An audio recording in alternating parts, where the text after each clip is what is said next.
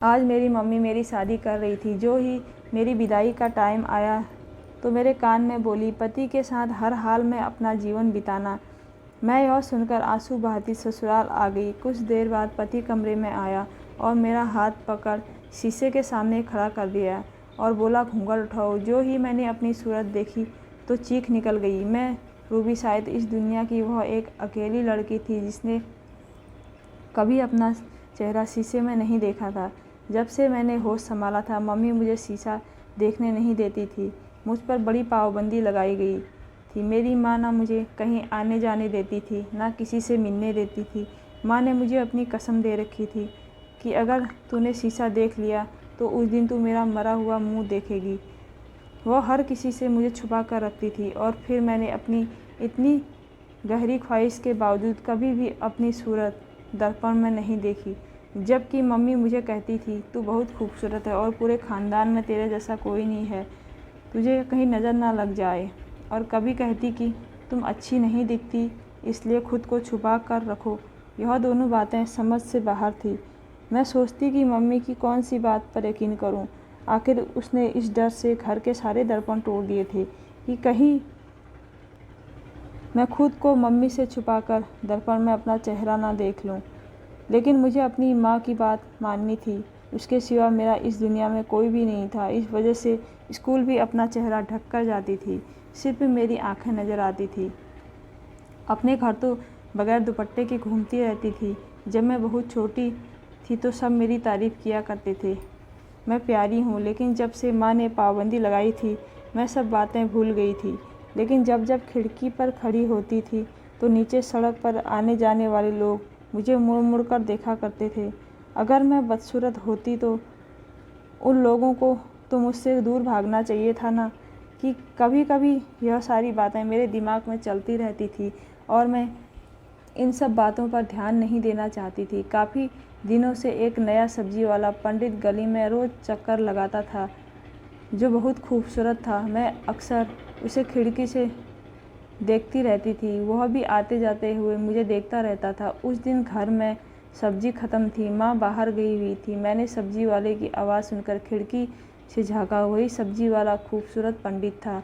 मैंने दरवाज़ा खोला तो वह सामने ही खड़ा था। पूछा, सब्जी लेनी है? मैंने हाँ में सिर हिला दिया और वह बोला, क्या दूँ? मैंने कहा, लेकिन मेरे पास पैसे नहीं हैं, मम्मी घर पर नहीं है। उन्होंने कहा, जो लेना है तुम ले लो, पैसे बाद में दे देना, मैं तो रोज़ यहाँ से जाता हूँ। उसकी यह बात सुनकर मैंने कहा, ठीक है, मुझे 1 किलो मटर दे दो, मैं कल तुम्हें उसके पैसे दे दूँगी। उसने मुझे चुप से सब्ज़ी पकड़ा और मेरे हाथ पर अपना हाथ रख दिया और मुस्कुरा कर मुझे देखने लगा। मैं शर्मा कर अंदर चली गई। दरवाज़ा बंद करके अपनी धड़कनों पर काबू करने की कोशिश करने लगी। मम्मी आई तो उन्हें बताया कि मैंने आज सब्ज़ी वाले से उधार सब्ज़ी लेकर सब्ज़ी बनाई है, पैसे दे दो, कल उसको दे दूँगी। उनसे पैसे लेकर मैंने अपने पास रख लिए और सुबह का इंतज़ार करने लगी। दूसरे दिन जैसे ही उसने आवाज़ लगाई, मैं भागी, दरवाज़ा खोलकर उनकी तरफ पैसे बढ़ा दिए। वह मेरे हाथ को छूते हुए पैसे ले लिए, फिर जल्दी अंदर चली आई और खिड़की से देखने लगी। सड़क पर एक बाबा भी जा रहा था जो भगवान की दुहाई देता जा रहा था। उसको देखकर मुझे बहुत डर लगने लगा। मैंने जल्दी खिड़की बंद कर दी और पंडित सब्जी वाले के बारे में सोचने लगी। अब अक्सर उससे सब्जी लिया करती थी। वह सब्जी देने के बहाने मेरे हाथों को छू लेता था। अब तो वह मुझसे पैसे भी नहीं लेना चाहता था। मैं ज़बरदस्ती उसको पकड़ा देती थी और कभी मुफ्त में मुझे सब्जी पकड़ा जाता था। फिर एक दिन वह मुझे सब्जी देते हुए एक खत भी पकड़ा गया था। मैंने घबरा कर इधर उधर देखा और खत अपने दुपट्टे में छुपा लिया और जल्दी अंदर आकर अपनी अलमारी में खत छुपा कर रख दिया। रात को जब मम्मी गहरी नींद में सो गई तब मैंने वह खत निकाल कर पढ़ा था, जिसमें सब्जी वाले पंडित ने अपना नाम समेत बताया था और मुझसे मोहब्बत का इजहार किया था और शादी की मांग की थी और मुझसे खत का जवाब मांगा था। मैंने उसी टाइम कागज़ कलम उठाकर खत का जवाब लिखना शुरू किया। उससे कहा कि मेरा नाम रूबी है, मुझे भी तुम अच्छे लगते हो और मुझे तुमसे शादी करनी है, पर मुझे कोई एतराज़ नहीं होगा। खत लिखकर मैंने छुपा दिया, कहीं मेरी माँ ना देख ले, और मैं बिस्तर पर लेट गई। पंडित के बारे में सोचते सोचते चादर अपने मुँह पर खींचकर सो गई। अगले दिन मैं पोछा लगा रही थी तो सब्जी वाले की आवाज़ मेरी कानों में टकराई। तो तेज़ दौड़ती हुई धड़कनों को संभालते हुए खत लेकर दरवाजे पर गई। उसने अपनी सब्जी मेरी तरफ बढ़ाई तो मैंने खत उसे दे दिया। उसी टाइम फिर से बाबा आता दिखाई दिया। मैं जल्दी से दरवाज़ा बंद कर के अंदर आ गई और रसोई में सब्जी रख दी और छुरी उठाकर सब्जी काटते हुए सोचने लगी। माँ कहती है कि तू बदसूरत है, तो फिर इतना हैंडसम सब्जी वाला मुझे क्यों अपनी शादी की फरमाइश कर रहा है और मुझ पर इतना फ़िदा है? कहीं उसकी आंखें ख़राब तो नहीं? इसी तरह अब यह रोज़ चलता रहा तो रोज़ वह सब्जी के पन्नी में खत पकड़ा देता और मैं भी अगले दिन उसे जवाब देती। इसी तरह हमारा प्यार का सिलसिला शुरू हो गया था। बीच में मैंने उससे खत में पूछा करती थी कि तुम्हें मैं कैसे पसंद आ गई, तुम्हें मुझ में क्या अच्छा लगा। वह लिखता, मुझे तुम्हारी हर अदा पसंद है, तुम बहुत प्यारी हो। मैं तुम्हें तब से पसंद करता था जब तुम खिड़की से झांकती हुई मुझे देखा करती थी। मैं अपनी मम्मी की रोज़ बातें और रोक टोक सुनकर बहुत अनकंफर्टेबल महसूस करती थी। सब्जी वाले से मोहब्बत करके तो मेरे अंदर एक कॉन्फिडेंस जाग गया था। एक दिन मोहल्ले की एक औरत मम्मी के पास बैठी थी और वह दोनों मेरे बारे में बात कर रहे थे। मैं रसोई में चाय बना रही थी, उनकी आवाज़ यहाँ तक सुनाई दे रही थी। आंटी मम्मी से कह रही थी कि तेरी बेटी जवान हो गई है, उसके लिए कोई रिश्ता देखा तुमने? मेरी माँ आह भरकर बोली, नहीं, मेरी बेटी रूबी से कौन शादी करेगा, मैंने नहीं करनी उसकी शादी वादी। मेरी माँ अपनी गर्दन हिलाते हुए बोली थी। आंटी ने कहा, क्यों, अच्छी भली और ठीक ठाक तो दिखती है रूबी में क्या कमी है, मिल जाएगा रिश्ता, आंटी ने कहा। और यह बातें सुनते ही चाय को उबलता देखकर मेरा दिल भी जलने लगा था। इसका मतलब मम्मी मेरी शादी नहीं करवाना चाहती थी। मैंने अपने दुपट्टे से अपने बहते हुए आंसू पोंछे और चाय निकालकर दोनों को दे आई। कभी कभी माँ की बातें मेरे दिल को चीर देती थी। मेरी सारी रात अपने दुख से रोती रही। सुबह उठकर काम करते हुए सब्जी वाले की आवाज़ कान में पड़ी। मैं झाड़ू लगाते लगाते रुक गई और फिर से अपने काम में लग गई। मेरा दिल ही नहीं किया कि मैं बाहर सब्जी वाले से पंडित से सामने जाऊं। ऐसे ही 2 दिन में नहीं गई। तीसरे दिन वे देर तक दरवाजे के सामने खड़ा आवाज़ें लगाते रहा। मैं घर पर ही थी। मैंने दरवाज़ा खोला और आया और कहा, सब्जी नहीं चाहिए, तुम जाओ। लेकिन वह पास आया और शिकवा किया कि मैं क्यों नहीं आ रही हूँ दरवाजे पर। मैंने उसे कहा कि कोई फ़ायदा नहीं, मम्मी हमारी शादी कभी नहीं होने देगी, तुम मुझे भूल जाओ, मैं तुम्हारे हाथ जोड़ती हूँ। मैंने रोते हुए उसके सामने हाथ जोड़े तो वह नाराज़ होकर कहने लगा, शादी तो मैं तुमसे ही करूँगा, चाहे कुछ भी हो जाए। और वह बाबा को आता देखकर वह अपना ठेला खींचता हुआ दूसरी गली में मुड़ गया। मैं अंदर आकर रोने लगी। अगले दिन मैं आटा गूँथ रही थी कि सब्जी वाले प्रदीप ने आवाज़ लगाई। मैंने झट से हाथ धोकर दुपट्टे से पोंछते हुए दरवाज़ा खोला। उसने सब्जी के साथ मुझे खत पकड़ा और गली में गया। कामकाज निपटा के अपनी मम्मी का सोने का इंतज़ार करने लगी। जब वह सो गई तब मैंने वह खत निकाला और खोलकर पढ़ने लगी, जिसमें प्रदीप ने लिखा था कि मैं अपनी माँ से बात करूं तो ठीक है, वरना मैं तुमसे यहाँ से भगा कर ले जाऊँगा। खत का जवाब ज़रूर देना, तुम्हारा प्रदीप। मैं जवाब लिखने लगी कि प्रदीप, माँ से बात करना ही फिजूल है, वह मेरी शादी करवाना ही नहीं चाहती, इसलिए मैंने सोचा है कि क्यों ना हम दोनों भाग कर शादी कर ले। मैं तैयार हूँ, क्योंकि तुम्हारे बगैर नहीं रह सकती। खत लिखकर मैंने छुपा कर रख दिया। सुबह होते ही सब्जी वाले का इंतज़ार करने लगी। जैसे ही उसने आवाज़ लगाई मैं दौड़ते हुए दरवाजे पर गई और दरवाज़ा खोलकर उसे खत पकड़ा कर दरवाज़ा बंद कर चली आई। कुछ दिन यूँ ही खत में बातचीत होती रहती और दोनों की राय थी कि हम लोग घर से भागकर शादी करना तय हो गया। अब बस मौके का इंतज़ार था। उस रात मैं पूरी तैयारी कर चुकी थी घर से भागने की। सामान तो कुछ था नहीं मेरे पास, बस थोड़े कपड़े थे, मैंने पैक कर लिए थे बैग में। अब माँ के सोते ही यहाँ से निकल जाना था। मेरी माँ देर तक जाकर कपड़े सिलती रही। थोड़ी ही देर बाद कपड़े सिल गए। उसने कपड़े तह करके पन्नी में डालकर सिलाई मशीन से मम्मी उठ गई और सोने की तैयारी करने लगी। जब मुझे पक्का यकीन हो गया कि मम्मी गहरी नींद में चली गई है तो मैं धीरे से चारपाई से उठी, तकिए के नीचे से चादर निकालकर ओढ़ ली और चारपाई के नीचे से बैग उठाकर कंधे पर डाली और दबे पाँव बाहर निकली। बाहर निकलकर चप्पल पहने और छत की सीढ़ियाँ चढ़ने लगी। मुझे छत से छलांग मारकर कूदना था क्योंकि दरवाजे को माँ रात में ताला लगा कर रखती थी। मैं चुप से बिना आवाज़ के छत पर पहुंची। नीचे देखा तो प्रदीप खड़ा था। छत ज़्यादा ऊंचाई पर नहीं था। मैंने आसानी से छलांग मार कूद गई। मुझे प्रदीप ने सहारा देकर उठाया। मैं उसके साथ जाने लगी तो उसी टाइम न जाने कहाँ से वह बाबा आ गया और मेरा हाथ पकड़कर मुझे रोक दिया। जी हाँ, यह वही बाबा था जो हर टाइम गली के फेरे लगाता था और भगवान की दुआई देता था। मुझे पीछे से खींचकर बोला, कहाँ जा रही थी लड़की? तुम्हें अपनी माँ की इज्जत की कोई परवाह नहीं है? तुमने उस पर तरस नहीं आया जो उसकी इज्जत पैरों तले रौंदने चली थी? मैंने अपना हाथ छुड़ाना चाहा लेकिन वह बहुत ताकतवर था। मेरे हाथ को मजबूती से थामे हुआ था। उस बाबा ने एक हाथ से मेरा हाथ पकड़ा हुआ था और दूसरे हाथ से प्रदीप का गिरेबान। उस पर थप्पड़ों की बौछार करते हुए उसे धक्का दिया और बोला, अपनी शक्ल मत दिखाना, आइंदा यहाँ दिखाई दिया तो मैं पुलिस के हवाले कर दूंगा। यह सुनते ही प्रदीप वहाँ से भाग गया। मैं रो रो कर उसे बुलाती रह गई। अब बाबा मुझे घसीटता हुआ दरवाजे तक ले आया और ज़ोर ज़ोर से दरवाज़ा पीटने लगा। थोड़ी देर बाद माँ ने बौखलाई हुई शक्ल के साथ दरवाज़ा खोला और दरवाज़ा खोलते ही मुझे उस बाबा के साथ वहाँ देखकर चिल्लाने लगी, यह सब क्या है?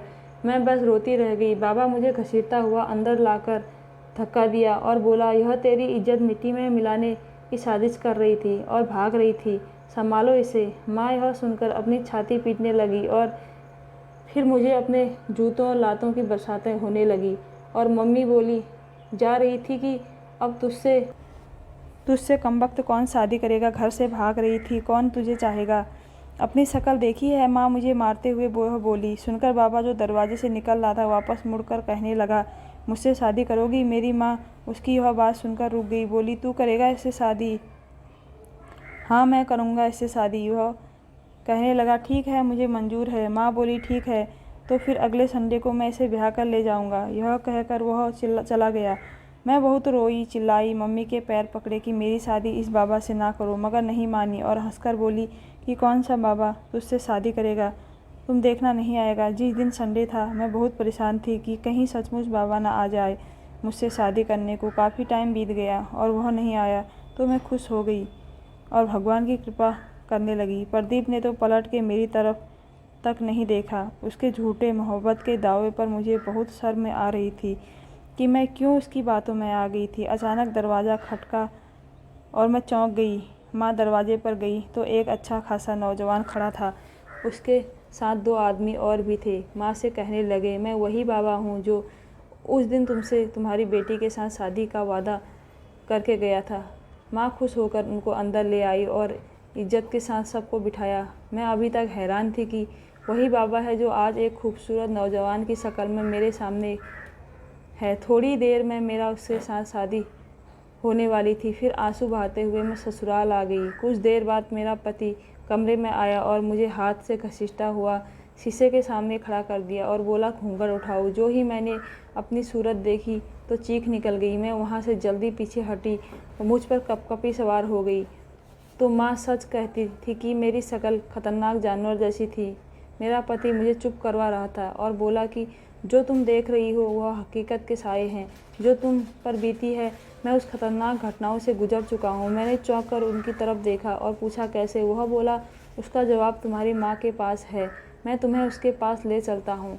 वह मुझे उसी टाइम वापस मम्मी के पास ले आया और बोला कि तुम्हारी बेटी के जानवर जैसी शक्ल के पीछे क्या राज है। आज तुम राज से पर्दा हटा दो, अपनी बेटी को सब बता दो। माँ रोने लगी और कहना शुरू किया, मेरी माँ जादू टोने में बहुत माहिर थी। मैंने बचपन से ही उन्हें जादू टोना करते हुए देखा था। वही किसी पहुँचे हुए बाबा के पास जाती थी सीखने। वहाँ से आकर अपने घर पर यह सब किया करती थी। मेरे पापा किसी औरत के साथ चक्कर में थे, इसी वजह से मेरी माँ उन दोनों पर जादू टोना किया करती थी ताकि वह दोनों एक दूसरे का पीछा छोड़ दे।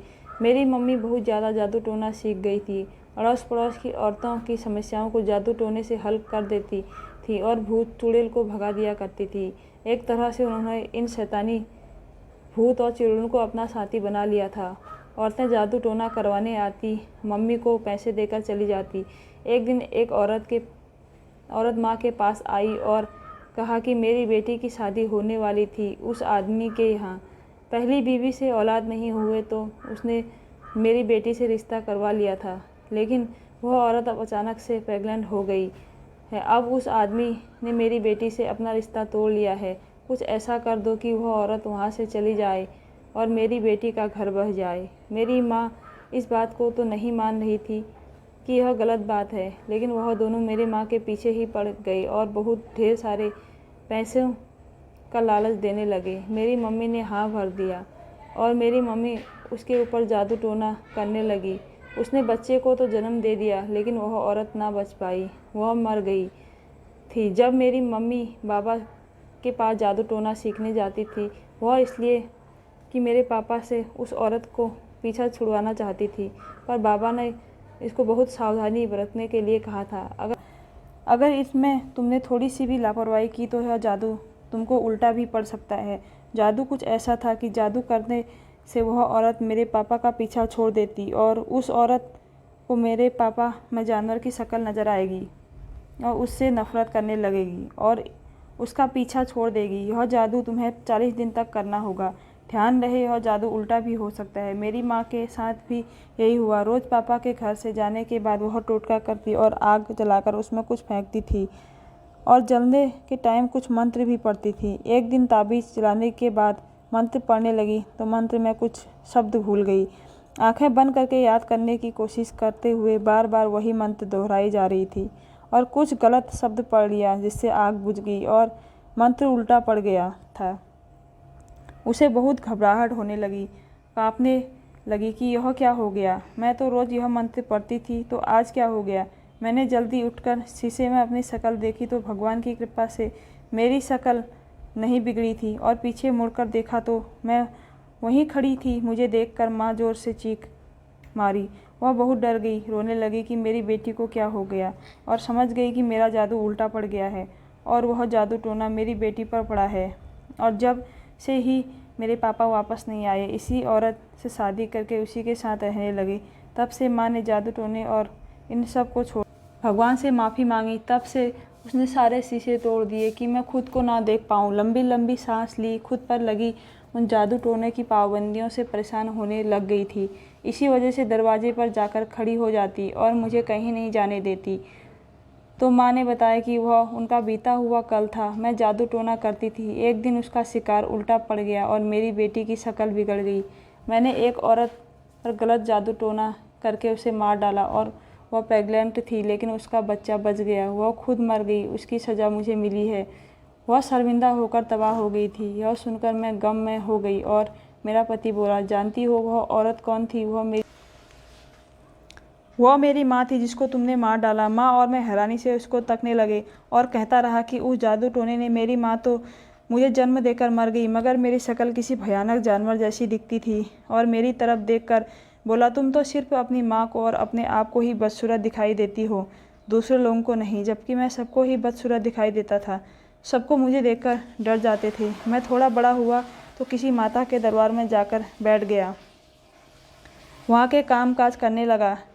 वहाँ एक पहुँचे हुए बाबा थे। वह मुझसे बहुत प्यार करते थे। रोज़ मुझ पर मंत्र पढ़कर फूंकते थे और पानी मुझे पिलाते थे। मुझे कई जादू टोने से उन्होंने आज़ाद करवाया था। वह दिन रात कहते रहे, तुम पर किसी औरत ने गलत जादू टोना से तुम्हें भी नुकसान पहुँचा है और उसकी बेटी को भी। तुम पर यह जादू टोना ख़त्म हो जाएगा। फिर दिन रात बाबा के मंत्र से अपने ऊपर झाड़ा लगवाने लगा और हर वक्त भगवान को याद करता रहा। एक दिन मेरे भगवान ने मेरी सुन ली और उस जादू का मुझ पर असर खत्म हो गया। मैं लोगों को पकड़ कर पूछता कि मैं कैसा दिखता हूँ। कहते कि तुम बहुत हैंडसम दिखते हो। मैं कितना अपने भगवान की कृपा करता था। फिर एक दिन मैंने अपने मोहल्ले पर घर वापस आ गया और सबको यह किस्सा सुनाया तो उन लोगों ने बताया कि फला औरत यह जादू टोना करती थी पहले, अब उसने यह काम छोड़ दिया है। मैं तुम्हारे घर तक पहुंच गया और तुमसे पूछने की तुमने ऐसा क्यों किया, लेकिन वह देखा कि तुम्हारी बेटी रोज़ सब्जी वाले से बातें करती और खत लेती और खत देती है। यह लोग घर से भागना चाहते थे। मुझे यह सब बिल्कुल भी अच्छा नहीं लगा। अपने होते हुए यह सब होने दूँ, इसलिए उस रात मैंने तुम्हारे घर के बाहर पहरे दे रहा था और उनको भागने से रोका। उसने सारा किस्सा सुनाया तो मेरी माँ पैरों में गिर गई और उससे माफ़िया मांगने लगी। वह बोला, मेरी शक्ल ठीक हो गई है, मैंने तुम्हें माफ़ किया, लेकिन मैं चाहता था तुम अपनी बेटी को सब बताओ। मैं यह सब सुनकर इतना बोली, माँ ठीक कहती थी कि मेरी शक्ल वाकई बहुत बुरी है, किसी बदसूरत जानवर जैसी है। वह रोते हुए बोली, नहीं रूबी, जानवर जैसी है। वह रोते हुए बोली, नहीं रूबी। मेरा पति कैलाश कहने लगा, तुम खूबसूरत दिखाई देती हो, सिर्फ तुमको और तुम्हारी माँ को भयानक जानवर जैसी दिखती हो।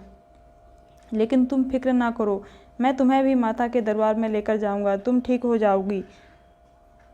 मैं और मेरी माँ उनसे माफ़ी मांगने लगी और मुझे वह माता के दरबार ले गया। वहाँ पर बाबा से उसने मुझे मंत्र पढ़वाए और पानी पढ़कर पिवाए, तो मैं भी ठीक होने लगी। बाबा ने बताया कि अब तुम घर जा सकती हो और इस जादू टोने का असर तुम लोगों पर से एकदम ख़त्म हो जाएगा। हम दोनों खुशी खुशी घर आ गए और भगवान की कृपा की और अपने कारोबार में लग गए। सुबह उठकर मुँह धोकर बाहर निकली तो मेरी नज़र शीशे पर पड़ी। शीशे में एक खूबसूरत लड़की नज़र आई। मैं शीशे के बिल्कुल करीब आई और ख़ुद को गौर से देखने लगी। अब मुझे यकीन आ गया था कि यह प्यारी सी लड़की मैं ही हूँ, रूबी।